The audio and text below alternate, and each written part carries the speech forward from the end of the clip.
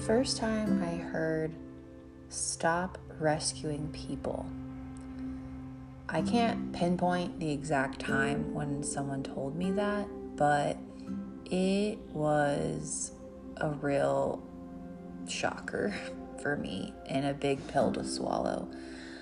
I want to say it was around my counseling practicum when I was in school and working with clients, really trying on being a therapist and, having this one-on-one relationship with these clients. And I remember, I don't know if it was my supervisor that told me, or a professor, but I definitely had this trait, this pattern.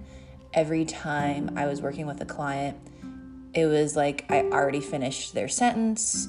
I don't want to say I cut them off, but I definitely was so excited to help them that I straight up was rescuing them. I was trying to solve all of their problems for them.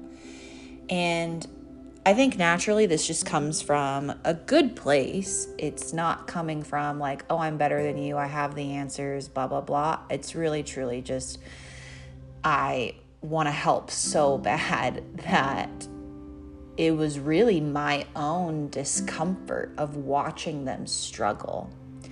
And it took time for me to first acknowledge this was a trait of mine, that I am rescuing people. And what I mean by that is I'm saving them from a situation. And when I watch someone in a challenging situation, or even if they're in pain, right? If they're crying or complaining about something, it's like I want to put a Band-Aid on it. I want to help because I want them to feel better. Don't we all just want to be happy and feel better, right? But by doing that, by rescuing people, I'm not allowing them to fully reveal their process, to fully experience and feel everything. And I'm really just interrupting their growth. So the next time that someone is sharing with me their pain or, is just really in this deep space, it's so much more powerful to let them just let it out and not try to rescue their ass, not try to cover it up. A huge thing I remember in therapy in school was my professor had we were role playing. So I was a therapist and my classmate pretended to be a client, and we were just practicing different things. And I remember my professor, she had a tissue box for us to practice as well. And she said, put it on the table. And if the client is crying, never, ever hand them a tissue. Because by doing that, you are stopping the process. You are giving them a cue of, hey, stop crying. That's not okay. By that body language, oh, here, cover it up, is signaling, hey, it's not okay to cry. You need to stop. And although we think handing someone a tissue is coming from a genuine place, like, oh, don't be sad, don't cry, it's really like, oh shit, we need to stop doing that. So I love that tissue metaphor in terms of rescuing people, and that's just something that I want to share with you the next time, a friend or a family member or your partner or even a coworker is sharing with you, hey, I feel like shit, or venting, If you have the natural tendency to rescue, I would challenge you to just pause.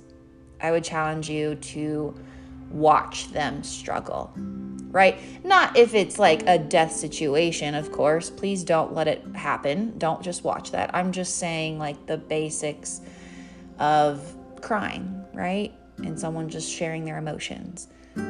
Don't rescue people because you are interrupting their growth and they need to learn from their own mistakes. And when you're interfering with that, you're interfering their opportunity to be independent, to be self-sufficient.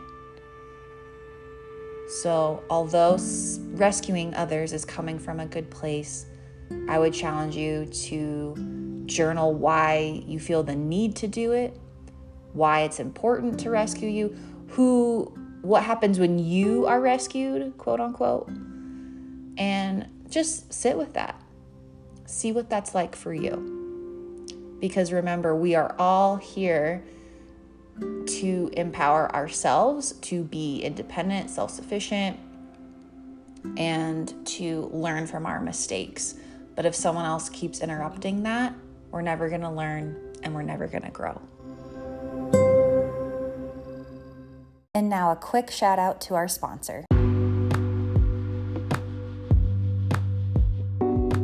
Thanks for listening. If you enjoyed this episode and you'd like to help support the podcast, please share it with others. Post about it on social media or head over to your favorite podcast platform to subscribe, rate, and leave a review.